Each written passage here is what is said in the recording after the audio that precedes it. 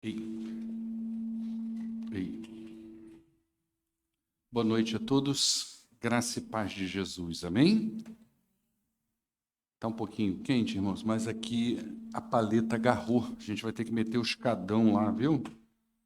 Para poder resolver isso aí. Abra sua Bíblia em Juízes, capítulo 21. Nós vamos encerrar hoje esse livro, mas antes, deixa eu falar algumas outras questões aqui. Na próxima quinta-feira, esse som tá choco, irmão. Acho que tem que dar um, sei lá. Vamos dar uma oração em nome de Jesus, que nós vamos resolver isso. Amém ou não, Lucas? Não, esse Lucas aqui, esse aqui, esse aí. Quem sabe naquele vai organizando, minha voz fica igual a dele. Às vezes rola, né, irmãos? Tudo é possível, não. Tudo é possível, o que crer. Queridos, na próxima quinta-feira, nós não teremos o culto aqui no templo, tá? Nós temos aí o Ministério de Mulheres se organizando e recebendo o nome de todos aqueles que gostariam de assistir junto conosco lá no Cinear, aqui no centro, o filme The Chosen, ok? Então você pode procurar a Lúcia ou a Ana Cristina, que está vendo essa questão. Nós já temos 34 pessoas interessadas e ela precisa saber disso, que ela precisa posicionar, porque inicialmente o cinema ofereceu para a gente uma sala com 36, ok? Cabe só 36 pessoas. E para a gente argumentar que nós gostaríamos de um espaço maior, nós vamos ter gente, tá bom? Então, se você pretende ir, você procura a Ana Cristina, dá o seu nome com certeza, tá bom? Ela vai providenciar os ingressos para que a gente tenha aí uma noite bem bacana. Outra coisa, na próxima semana, obrigado, queridão. Na próxima semana, nós teremos, creio que seja já na próxima semana, né? Nós teremos a Assembleia da Cibasul. A nossa igreja estará recebendo essa assembleia. A participação é gratuita, você não paga nada, tá? É só para os membros da igreja. Vai ter abertura na sexta-feira. Quer dizer, você pode até vir, se você não é membro da igreja, pode vir ouvir o pastor, o pregador. Só não pode, na assembleia, você estar votando, falando, enfim. E também acho que você não vai querer. Nem os membros querem vir na assembleia. Ué. Nem os membros da igreja querem vir, você é visitante, vai vir? Não vai, né? Mas vai ter um pastor de fora que acho que é da Fabrapar, não sei. Eu tenho que ver lá de novo, que eu acabei esquecendo. Mas para você que é membro participar da Assembleia, você tem que cadastrar o seu nome. Então, ali fora, quando você sair daqui, você vai encontrar uma planilha ali fora. Então, você pode pôr o seu nome e a sua assinatura. É só isso. Porque aí a organização vai estar vendo como é que faz o coffee break e também você vai ter direito a voto, a discutir questões na Assembleia, tudo que você gosta de fazer como um bom batista. Tá bom? Opa, tá amarrado. Mais alguma coisa, querida? Não, né? Maravilha. Capítulo 21 de Juízes.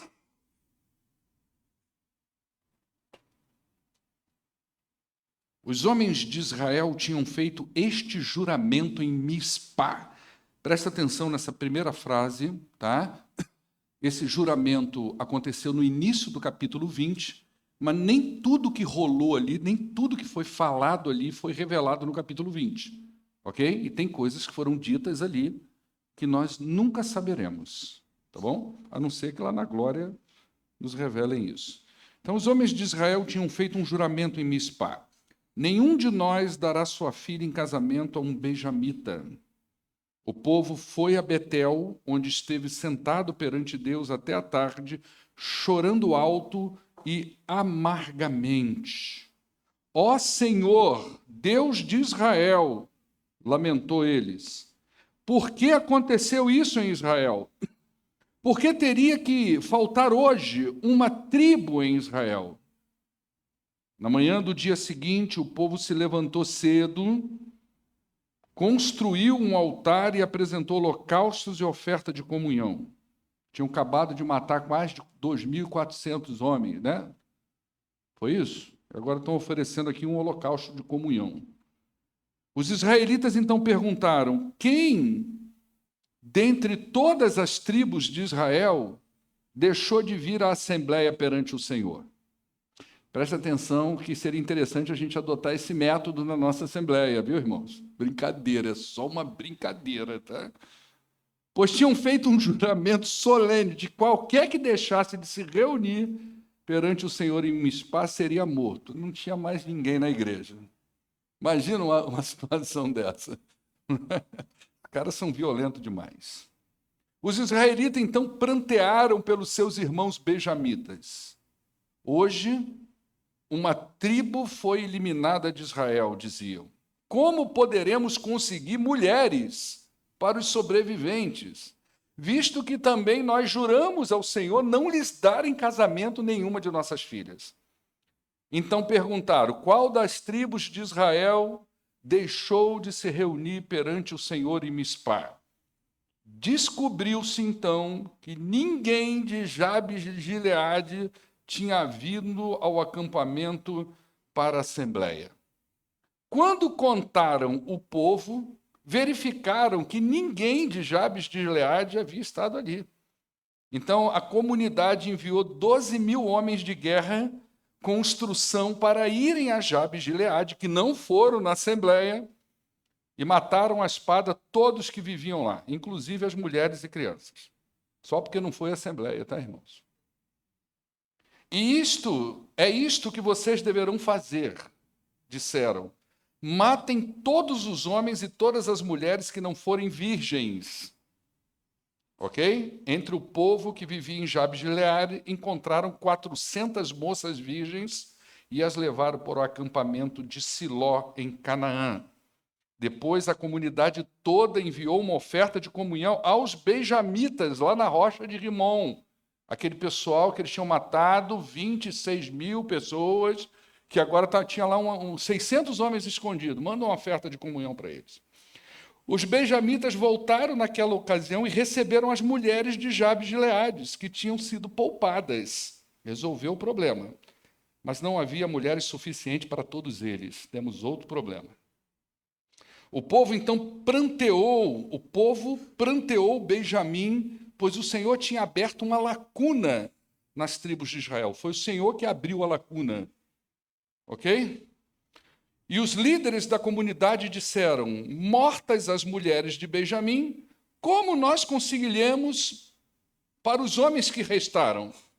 Os benjamitas sobreviventes precisavam ter herdeiros para que uma tribo de Israel não fosse destruída. Não podemos dar-lhes nossas filhas em casamento, porque nós, israelitas, fizemos esse juramento. Maldito seja todo aquele que der uma mulher a um benjamita. Plano A supriu uma parte. Vamos para o plano B agora. Há, porém, a festa anual do Senhor lá em Siló. Vamos resolver o problema lá. Ao norte de Betel, a leste da estrada que vai de Betel a Siquém e ao sul de Lebona. Então mandaram para lá os benjamitas, dizendo, aqueles ficaram sem as moças: vão e escondam-se nas vinhas, fica lá, e fiquem observando. Quando as moças de Siló forem para as danças, vocês saem correndo das vinhas, oh meu Deus, e cada um de vocês se apodere de uma moça de Siló e leva para a terra de Benjamim. Pronto, resolveu o problema. Quando os pais ou irmãos delas se queixarem a nós, dizendo: tenham misericórdia deles, pois não consegui... Desculpa. Quando os pais e as moças delas se queixarem a nós, diremos a eles: tenham misericórdia deles, coitados. Eles não conseguiram mulheres para eles durante a guerra, e vocês são inocentes, viram que vocês não deram as suas filhas, tiraram de vocês não deram. Beleza? Foi o que o benjamita fez, os benjamitas fizeram. Quando as moças estavam dançando, cada um tomou uma para fazer dela sua mulher. Depois voltaram para sua herança, reconstruíram as cidades e se estabeleceram nelas. Presta atenção no verso 24 e 25. Naquela mesma ocasião, os israelitas saíram daquele local, voltaram para suas tribos e para os seus clãs, cada um para sua própria herança. Naquela época, não havia rei em Israel, e cada um fazia o quê? O que parecia certo. aos seus próprios olhos. Entendeu a bagunça do negócio? Vamos orar ao Senhor, gente? Porque hoje é pequeno, o capítulo é pequeno, e eu também não vou estender muito esse assunto, porque eu cheguei à conclusão de que eu quero voltar em Juízes em algum momento da minha vida com tempo para meditação. Aliás, eu quero encorajar você a ouvir o capítulo 20. Você ouviu? Quem ouviu aí, amém? Quase ninguém, né? Vou trazer para a Escola Bíblica Dominical, você vai ouvir. Vai lá no capítulo 20 que está no YouTube e ouve, porque ele é muito importante para nós também, né? Vamos orar. Pai, muito obrigado, Deus, por esta noite. Nos ajuda a entender e aplicar essas palavras em nossos corações. Nós pedimos em nome de Jesus. Amém. Bom, nós estamos chegando ao fim da trágica jornada do livro de Juízes, né? Um comentarista canadense chamado Daniel Block, ele diz o seguinte: nenhum outro livro no Antigo Testamento oferece à igreja de hoje um espelho tão revelador. Olha as palavras de Daniel Block, que eu só entrei em contato com ela hoje. Hoje é que eu entrei em contato com isso aqui, tá? Olha o que ele está dizendo. Eu achei tão interessante a fala dele. Nenhum outro livro do Antigo Testamento oferece à igreja de hoje um espelho tão revelador. Eu não sei aqui quantos vão lembrar que uma dessas quintas-feiras eu disse que se eu pudesse dar uma orientação, um conselho a qualquer pastor, a qualquer igreja, era estudar o livro de Juízes, né? E aí esse estudioso confirma, ele é um estudioso do Antigo Testamento, ele vai confirmar o que eu venho dizendo sobre esse material. Juízes parece mais atual do que o tempo presente. Entende isso? Ele é mais atual do que o hoje, o livro de Juízes. E isso acontece porque, assim como toda a Escritura, esse material e toda a Escritura fala, na verdade, de questões que têm a ver com a natureza humana. A Bíblia fala de questões que têm a ver com a nossa natureza. Então, sempre que as pessoas se reunirem em qualquer lugar, em qualquer época, sempre haverá, em um nível ou outro, situações semelhantes a que nós encontramos aqui no livro de Juízes. Ok? Às vezes em níveis mais graves, às vezes do mesmo nível, porque nós estamos lendo uma coisa aqui que você pensa assim, bom, eu moro aqui em Pouso Alegre, jamais vai acontecer isso, né? De ficar homens escondidos atrás do muro, quando o pessoal vir para a igreja, pega todo mundo, cada um sai com a sua no colo, parece um negócio do homem das cavernas. Mas eu tenho certeza que você for para países onde o evangelho não tem a entrada, como nós temos, onde o governo não atua de uma forma mais equitativa, né, como no mundo ocidental, você vai ver problemas semelhantes a esse aqui. E você pode ficar bem assustado com isso, né? Então, de um jeito ou de outro, você vai ver isso. Essas pessoas viviam assim porque eles abriram mão de viver debaixo da obediência ao Senhor e decidiram viver por conta própria. Onde há desobediência, não tem paz. Onde há desobediência, tem destruição. Isso lá, isso hoje aqui. Se você decide viver a despeito de vir à igreja, isso é mais comum do que você imagina. Nós hoje estamos cheios de pessoas dentro das igrejas vazias de Deus, que a despeito de falarem de Deus, adorarem a Deus, cantarem sobre Deus, chorarem na presença de Deus, os seus corações não estão nas mãos do Senhor. Não é assim que funciona. Não é do jeito que nós pensamos. Então, as pessoas decidem viver por conta própria, e ao decidirem viver por conta própria, vai viver justamente destruições na sua vida. Então, é muito comum você viver ouvindo as Escrituras dizendo para você que Deus tem bênçãos grandes para a sua vida, que Jesus veio para que tivéssemos vida em abundância e toda sorte de bênção e toda sorte de coisa maravilhosa que a Bíblia diz para nós, mas o que você vê dentro das igrejas são pessoas sofrendo, depressivas, ansiosas, vivendo das formas mais estranhas possíveis, mas todas estão ali reunidas em nome do Senhor, como esse povo. Nós não estamos falando de um povo cananeu.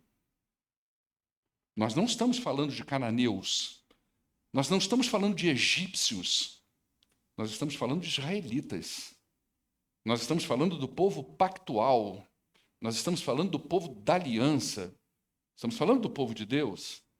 E ele vai colocando Essa sujeirada toda, o narrador faz questão de mostrar para a gente a sujeirada toda do povo de Israel, numa época em que não havia rei em Israel. É claro que é uma pavimentação para reis agora, e muitos vão dizer que o escritor, que a gente entende que provavelmente foi Samuel, estava fazendo, na verdade, uma defesa ao rei Davi, porque Samuel era um fanzaço do rei Davi, né? Então ele pode estar fazendo aqui uma defesa, olha como que o nosso rei é bom, porque na época que não tinha rei, olha como que o povo vivia. Né? Mas na verdade não é isso, a gente vai ver no final o tipo de rei que está faltando, o tipo de mediador que realmente nós precisamos. Né? Então é um povo que abriu mão de viver debaixo da obediência e do governo do Senhor e decidiu viver por conta própria. Então nessa sociedade cada um fazia aquilo que parecia certo. Como bem lembrou aqui o nosso irmão, certo aos seus olhos. Mas o mesmo livro de Juízes vai revelando para a gente que aquilo que parecia certo aos olhos deles era mal aos olhos do Senhor. Essa é outra frase emblemática. O povo de Israel fazia o que era mal aos olhos do Senhor, né? Mas os seus olhos não. Então toda essa tramóia que você viu aqui no capítulo 21 não era algo que era considerado para eles como uma ofensa ao Senhor, como um pecado ao Senhor. Tanto que no final do capítulo, cada um vai para sua casa viver a sua vida. Acabou a reunião, acabou a assembleia. Matamos 12 mil homens, entregamos 400 virgens a 400 homens, raptamos mais 200 virgens para mais 200 homens, acabou a assembleia. Vamos para casa, cada um para a sua herança, cada um para o seu almoço, cada um para a sua vida, cada um para a sua história familiar, e cada um fazia o que parecia certo. Ponto. Acabou o livro.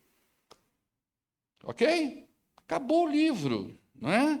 E é assim que o livro fecha. Cada um vai para a sua casa e a vida continua vivendo desse jeito. E quantas pessoas vivem assim hoje? Dentro e fora das igrejas. Quantos crentes dizem amar a Deus, mas agem segundo as suas próprias decisões. Eles dizem que amam a Deus. Eles falam que amam a Deus. Mas na hora que tem que decidir, decide segundo a sua vontade. Segundo os seus desejos. É assim. E muita gente é pega. Você sabe onde que é a maior prova que nós temos dificuldade de realmente fazer como o Senhor manda? Sabe onde é que está isso? Aqui no seu bolso. Ó. Aí quem manda é você. Você tem dificuldade de ser fiel ao Senhor. Mesmo a Bíblia dizendo para você, você tem que ser fiel em tudo. A sua justiça, a sua fidelidade tem que exceder a dos judeus, a dos escribas e fariseus. Você tem que fazer mais do que ele. Como é que o fariseu, como é que o escriba lidava com valores financeiros? Como é que ele fazia? O fariseu, ele era conhecido e chacoteado que até o feno que ele dava para o cavalo dele comer era dizimado ao Senhor. Dizia que um fariseu ia numa quitanda comprar cereais, os grãos eram contados para que ele tirasse exatamente a 10ª parte e dava ao Senhor. Aí vem Jesus e diz assim, você tem que exceder isso. E o apóstolo Paulo diz assim, você tem que contribuir segundo o seu coração, mas o seu coração é mesquinho, é pobre, é pequeno, nunca ultrapassa nem o fariseu. Como é que você excede a ele? A Bíblia diz para mim que é 100% de tudo que eu sou, mas eu não consigo dar nem a pobreza dos 10% do fariseu, nem a mediocridade dos 10% do fariseu. Ali eu estou dizendo para o Senhor, quem manda sou eu. O governo está em minhas mãos. É assim que funciona. Então todos ali faziam o que parecia certo, é o povo de Deus. Não é? Mas eles tomam decisões baseadas nas suas ideias, nas suas vontades. Tomam decisões baseadas no que acham certo e não naquilo que as Escrituras orientam. Jesus disse assim, você vai ser meu amigo se você vir à igreja todo domingo. Foi isso, Ed? Não.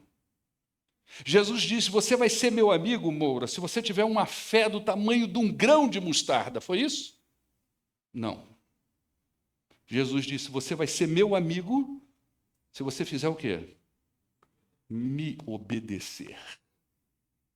Se você me obedecer, você vai ser meu amigo.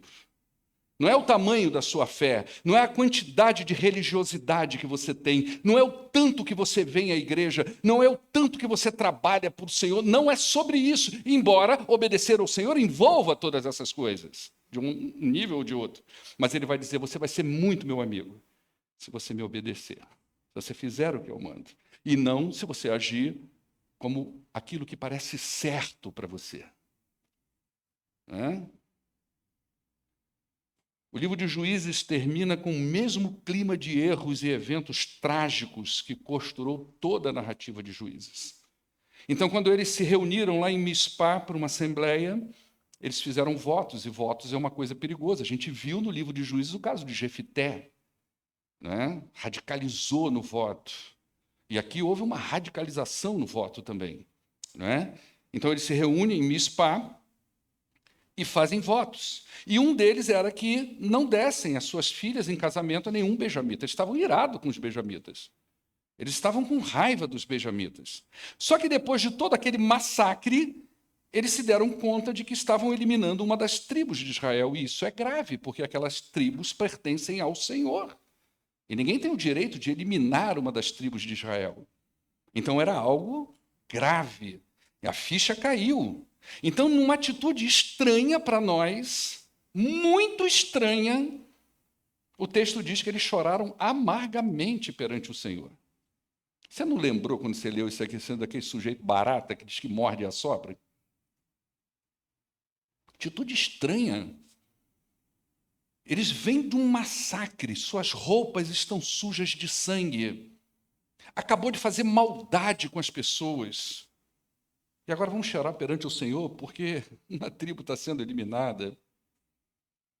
Você imagina numa igreja, a gente não tem consideração com as pessoas, a gente não trata bem as pessoas, a gente é mal educado com as pessoas, a gente é malicioso, fofoqueiro, maldizente em relação à vida das pessoas. Um dia a pessoa sai da igreja e nós começamos a prantear porque a pessoa saiu da igreja. Isso é um troço estranho isso. Vamos orar para Deus acrescentar pessoas na igreja, mas a gente mata as pessoas, a gente joga as pessoas para fora. É o que está acontecendo aqui, um choro estranho, esquisito, que o narrador vai dizer, eles choraram amargamente, parece que o narrador está querendo dizer, olha, parece uma coisa intensa isso, né? Mas é tão contrastante com o que aconteceu antes. Parece que deram conta da barbárie, talvez, que fizeram, e foi uma série de sucessivos pecados, pecados atrás de pecados, que culminaram na situação que eles agora estavam, então eles estavam chorando. Agora presta atenção no que o versículo 3 diz. Olha o versículo 3. Ó Senhor, Deus de Israel, lamentaram. Por que que isso aconteceu em Israel? Por que que teria que faltar uma tribo em Israel? Olha que pergunta estranha, que esquisita. Eu acabei de matar 25.400 pessoas de uma mesma tribo, quase levando ela ao extermínio. Agora eu vou orar ao Senhor. Ah, Senhor, por que que isso aconteceu? Por que que tem que faltar uma tribo? Por que que as coisas não estão dando certo na minha vida, Senhor? Eu venho de uma série de sucessivos pecados de desobediência ao Senhor. Eu venho para a igreja todo domingo, eu ouço a palavra do Senhor dizendo que eu tenho que ser obediente ao Senhor, mas eu tenho vida própria. Eu faço aquilo que eu acho que é certo. Eu vou agindo do meu jeito. Mas, Senhor, por que que o meu casamento não está dando certo? Senhor, por que que o meu filho, que eu nunca discipulei, agora não quer o Senhor? Senhor, por que que a minha igreja não cresce? Mas eu nunca nem convidei ninguém para vir lá. Mas por que que não cresce, gente? Senhor, por que isso está acontecendo no nosso meio? Deus virou o bode expiatório do povo de Israel. Deus virou alguém que a gente precisa pôr a culpa, não é? A impressão que dá é que eles estão questionando a Deus porque Ele permitiu uma tragédia desse tamanho acontecesse. Isso retrata a realidade atual. As pessoas se envolvem com toda sorte de pecado e quando a conta vem, elas culpam a Deus. Deus, por que que o Senhor permitiu isso na minha vida? Por que que eu cheguei até aqui? Por que que eu estou colhendo esses frutos amargos como se Deus fosse o culpado daquilo? Como se Deus, a despeito das nossas escolhas erradas da vida, distorcidas, egocêntricas, como se Ele tivesse que estar o tempo todo ali ao nosso lado. Não, meu filho, eu estou com você. E a gente costuma dizer isso na igreja, né? Deus está sempre ao teu lado. O pastor aqui pregou domingo passado, perto está o Senhor. Olha essa coisa horrível. Daqueles que invocam. Só que eu falei que é com sinceridade. Não falei ou não falei, irmãos? Invoca com sinceridade, viu? Isso retrata a realidade atual. Não é sobre o Senhor permitir ou não, é sobre o pecado que está no nosso coração. Presta atenção, gente. Pecado não traz paz. Nunca trouxe. Nunca vai trazer. Pecado só traz amargura. Pecado só traz destruição. Pecado só traz dor. Pecado só traz angústia. E a destruição é tão grande que normalmente um pecado chama o outro pecado. Então, na tentativa de consertar o erro, eles consentem em mais morte e mais pecado. E aí você lembra da história do rei Davi, que, para esconder o seu adultério, ele agora se torna um assassino. Então, eu já tenho dois na conta. Eu tenho um adultério e um assassino. Um assassínio, não é? Então o pecado vai chamando o outro pecado e a bola vai ficando grande. Então é muito comum você ver pessoas que saem de uma situação de pecado, ela entra em outra, e ela entra depois em outra, e ela vai acumulando destruição para a sua vida. Ela é gente boa, mas ela não consegue parar de produzir pecado. Em um dado momento da vida dela, ela para e pensa, mas por que eu estou vivendo desse jeito? Por que as coisas estão acontecendo assim na minha vida? Não é? Nunca fez um autoexame, mas quando a casa cai, ela pergunta: onde está Deus que não cuidou de mim? Por que Deus permitiu isso na minha vida? Gente, se é uma coisa, se é um presente que Deus deu para a gente nessa vida, chama autoexame. Autoexame familiar, autoexame pessoal. Isso é uma coisa que você pode fazer de bem para a sua vida e para quem está ao seu lado, é se perceber. Isso é coisa que eu ensino na minha casa. Às vezes a gente para e eu falo: Marina, se nós estamos nessa situação, o que nos levou aqui nesse lugar? Nós precisamos refletir, porque se a gente continuar do mesmo jeito, isso nunca vai mudar.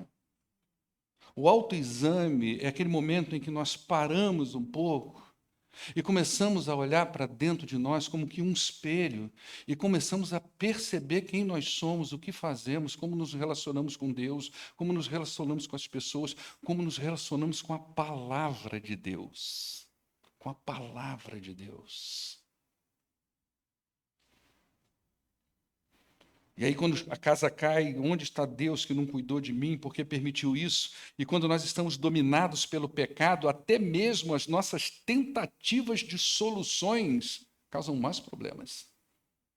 Se o pecado não foi resolvido, se o pecado não foi confessado, se o pecado não foi tratado, até quando a gente vai tentar acertar, a gente corre o risco de errar, não é? E nessa situação, Deus vai se tornando apenas alguém para levar a culpa pelos nossos erros, como muitos faziam com seus pais quando eram pequenos. Você lembra disso?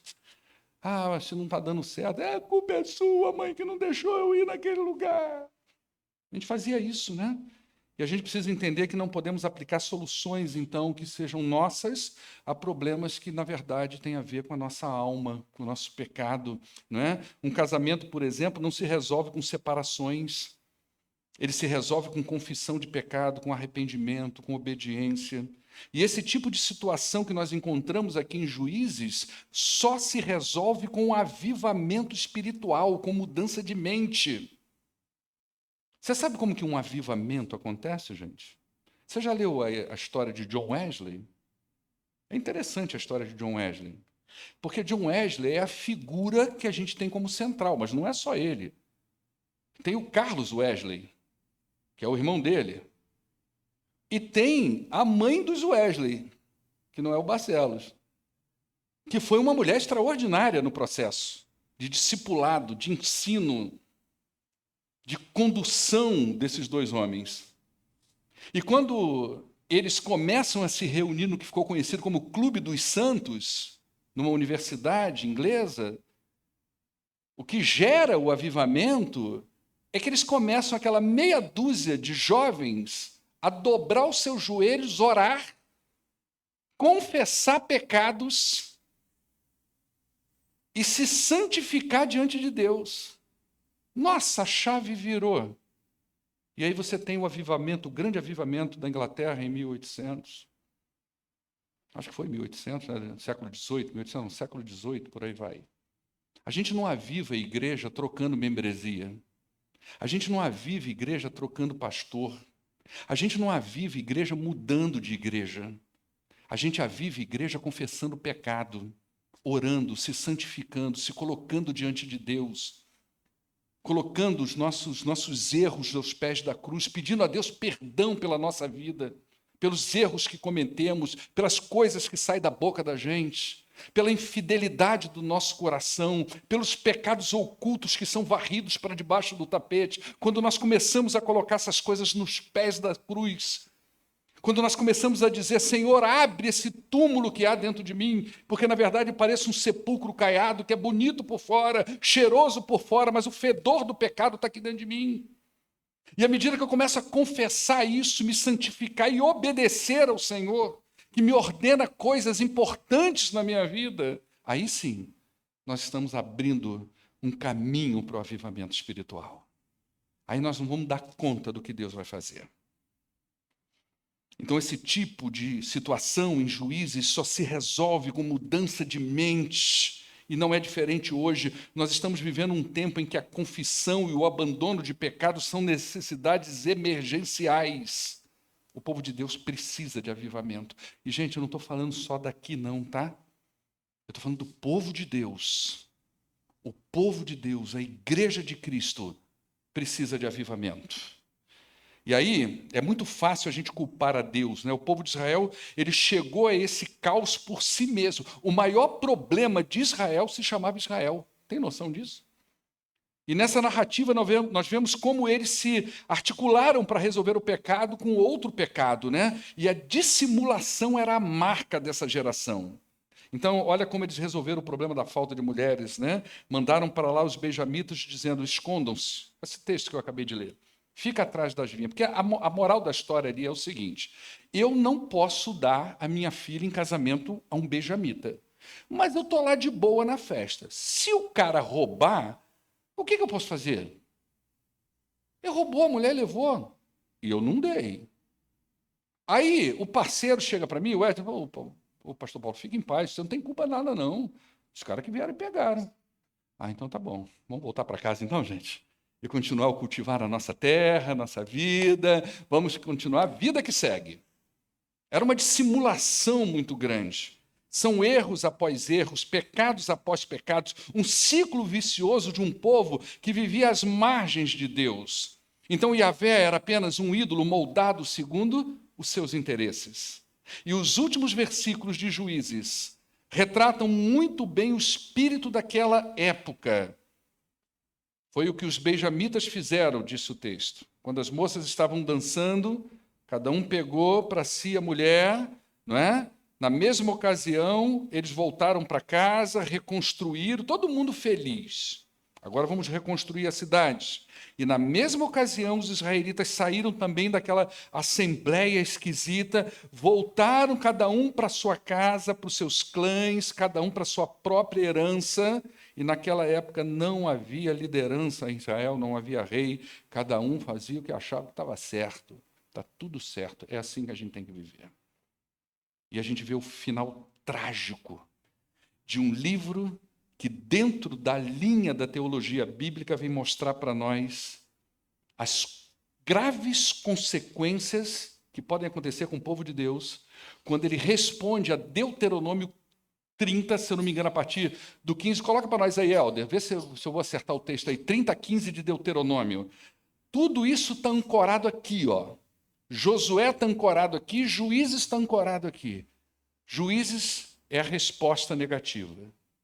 Opção pelo negativo. Acho que está a partir do verso 15 de Deuteronômio.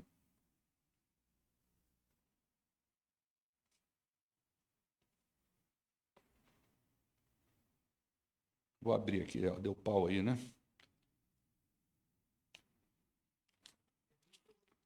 Hã? O capítulo? Espera aí, gente, é 30. Se não for 30, é 35. Não tem 35, deve ser 30. Espera aí, é 30.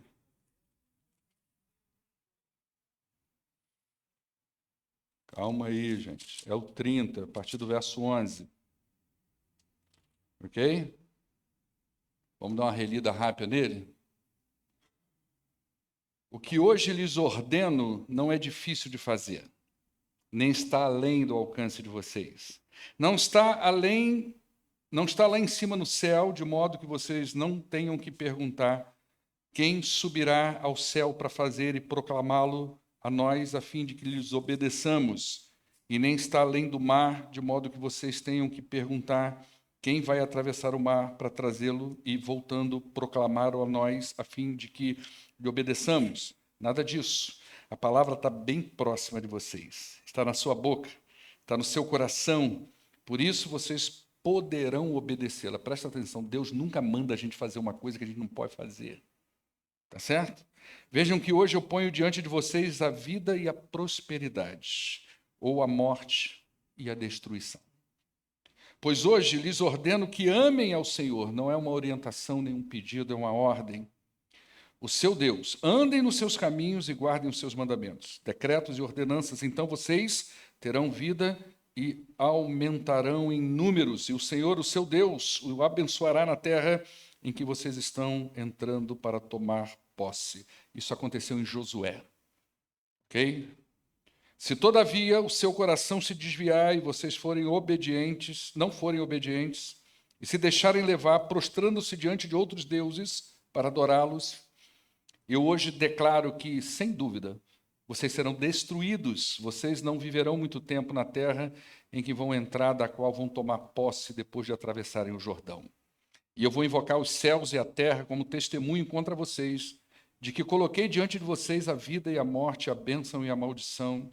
Agora escolham a vida, para que vocês e os seus filhos vivam, e para que vocês amem o Senhor, o seu Deus, ouçam a sua voz e apeguem-se firmemente a Ele, pois o Senhor é a sua vida, e Ele lhes dará muitos anos na terra que jurou dar aos seus antepassados, Abraão, Isaque e Jacó. Juízes escolheu qual parte? O que a gente falou aqui durante todo o livro? Destruição, morte, dor, perda. A escolha, Juízes está dentro de uma linha teológica do Antigo Testamento que mostra isso aqui, a escolha errada do povo de Deus. Eu escolhi não amar ao Senhor. E os resultados estão aqui nesse livro trágico que nós acabamos de ver. Eu quero concluir Juízes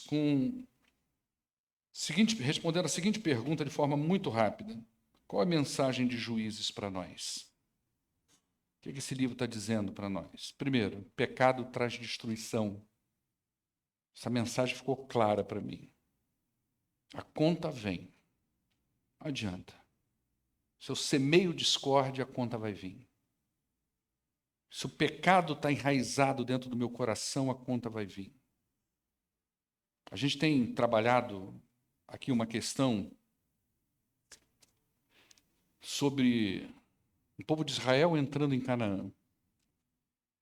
Deus tira o povo de Israel, leva para Canaã, com aquela visão. Esse povo vai entrar em Canaã e vai viver o melhor. Eu serei o Deus deles. Eles serão o meu povo. E eles vão viver uma coisa maravilhosa ali naquela terra. Mas não viveram. Não aconteceu. Só tinha morte, destruição, dor, sofrimento, que a gente acabou de ver. E o apóstolo Paulo, então, responde isso, lá em 1 Coríntios, quando ele revela para nós 5 pecados que impediram o povo de Israel de desfrutar das bênçãos do Senhor na terra de Canaã. Pecado traz destruição. Pecado não traz paz, nem à igreja, nem à família, nem na sua vida. Ele vai contaminando tudo. Ele contamina a minha casa, ele contamina meus negócios, ele contamina a minha relação com a minha esposa, com meus filhos, ele contamina o meu ministério, ele contamina a minha relação com o meu irmão na igreja. Tudo passa a estar contaminado por essa praga chamada pecado. Então ele vai trazer destruição, e a gente viu no livro de Juízes. Agora, a outra mensagem é o seguinte, preste atenção. O livro termina assim: não havia rei em Israel. O narrador está querendo dizer assim, gente, nós precisamos de rei. Nós precisamos de rei. Só que quando você pega o livro de Reis e o livro, você vai pegar Samuel, Reis e Crônicas, você só vai ver bagunça com os reis. Tem um ou outro, é muito comum você ouvir assim, e ele não seguiu o caminho dos seus pais e foi um bom rei, mas aqui ele errou, ali ele fez certo, ali ele fez errado, o outro fez errado a vida inteira. É difícil, ou nenhum deles você vai contar assim, cara, nasceu e morreu de boa. Você sabe por quê? Porque realmente nós precisamos de um rei. Nós precisamos de uma referência. E esse rei, essa referência, todo o Antigo Testamento já está dizendo para nós, nós precisamos de Cristo. Ele é a referência. Ele é o grande mediador que nós precisamos. Ele é o grande rei que nós precisamos. Nós precisamos de um rei que seja perfeito. Ele não pode só ser como Davi, amado do Senhor, mas adúltero e assassino. Ele não pode ser o sábio Salomão, mas que no final se envolveu com toda sorte de problemas. Não pode. Ele precisa ser perfeito do início ao fim, e o único mediador perfeito apresentado para nós é Jesus Cristo. Isso aqui, gente, a grande mensagem do livro de Juízes é uma seta enorme apontando para a cruz. Olha lá, é daquele lá que você precisa. Aquele é o espelho da sua vida. Ele é o modelo perfeito. Nele nós só encontramos perfeição. Siga o modelo dele. E você vai ver que você vai prosperar e vai ter vida. Essa é a grande mensagem, uma seta apontada para a cruz. A necessidade de um mediador perfeito. Por isso que a gente tem 6 juízes imperfeitos. Nós temos um povo imperfeito. E nós vamos ter inúmeros reis imperfeitos. E aquele que é o perfeito só virá anos e anos depois, para que nós pudéssemos olhar para a cruz e ver ali, finalmente, chegou o perfeito juiz, o perfeito rei, o perfeito mediador, Jesus Cristo, o nosso Senhor. Amém? Olha para a cruz, meu irmão, porque ela tem vida, e vida em abundância. Assim, nós fechamos o livro de Juízes. Fechamos o livro de Juízes, tá? Talvez eu ainda pincele o capítulo 20 numa aula de escola bíblica classe única. Vou ver isso direitinho, tá? Porque eu acho que ele é importante para nós, dentro de uma necessidade real e imediata, tá? Mas no demais, gente, a partir de agora, o que a gente vai fazer? Semana que vem, The Chosen, o Jesus que vai falar para a gente, né? E tem um monte de pastor aí dizendo que aquele The Chosen não presta, tá, gente? E o pastor Paulo levando vocês para ver The Chosen, né? Coisa horrorosa esse pastor, né? Aprenda uma coisa, irmãos. É claro que aquilo não substitui em nada o Jesus da Bíblia. Em absolutamente nada.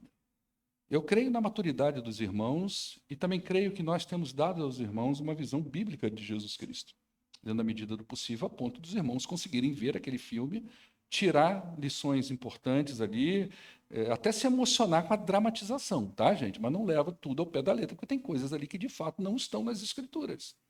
Ok? É uma dramatização. Assim como você liga a Record para ver Gênesis, se tudo aquilo de Gênesis estiver na Bíblia, nosso Deus, não vai dar, não vai rolar. Então pega o que é bom, o que não presta, deixa de lado. Mas aquilo que é bom, louva a Deus por Jesus Cristo na sua vida. Bacana? Aí na outra quinta-feira, gente, talvez eu ainda pregue mais uma vez e depois nós vamos entrar com o programa do Ministério de Evangelismo, tá? A Marina vai explicar direitinho. Nós vamos passar um tempo aqui na igreja sem ter esse modelo aqui, ó.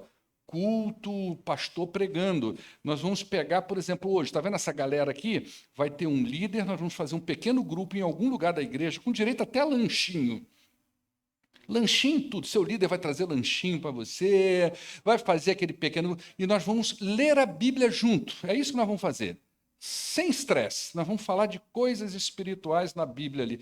Acabou, juntou, vai para casa, não igual o livro de Juízes, não? Igual o João lá fala, louvando a Deus, cada um foi para sua casa e amém.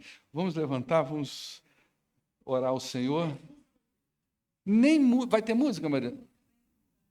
No início, mas de repente mas pode ter música no grupo, lá no grupo pode, assim, mas não precisa ser necessariamente no ministério, não, sabe? Arruma um de bode lá e quer expressar o talento, né? Às vezes se revela lá. Né? Eu coloquei uma chave que a gente estava procurando, gente, o mistério acabou, tá? A gente foi nas câmeras rastrear a chave, e a chave está lá na mão do Helder. E a gente viu na hora que o elemento, brincadeira, irmão, ele pegou a chave ali, só que ele botou na outra ponta da mesa, né? E o Moura, nosso amigo, o irmão, veio limpar a igreja na segunda, pegou o saco e pôs em cima da chave. E aí ficou lá perdida. Mas aí na câmera eu vi todo o movimento, hoje eu fui ali, levantei o saco de roupa e está lá a chave. E eu quero aproveitar e agradecer o Moura, que segunda-feira veio aqui, gente, limpou essa igreja para nós. A gente fez o apelo, né? E ele foi quem se manifestou. E a igreja estava zoada mesmo aqui na frente por conta de domingo. Quero agradecer muito a Marina aí pela cantata. Foi bacana, não foi, gente? Tudo alinhadinho, né? Toda a organização, o pessoal que trabalhou junto, né? Foi muito legal. A cantata se alinhou. O Espírito consertou tudo. Amém. Em nome de Jesus. Pai, muito obrigado por esta noite. Aplica, ó Deus, essa palavra ao coração da tua igreja. E não só essa palavra, mas tudo aquilo que nós falamos durante todas essas quintas-feiras. E pedimos, ó Deus, que o nosso coração seja quebrantado e que sejamos compungidos a confessar os nossos pecados, abandoná-los, ó Deus, e quem sabe, pela misericórdia do Senhor, pela graça do Senhor, possamos viver um avivamento em nossas vidas, famílias e igreja. Em nome de Jesus é que oramos. Amém. Que Deus abençoe.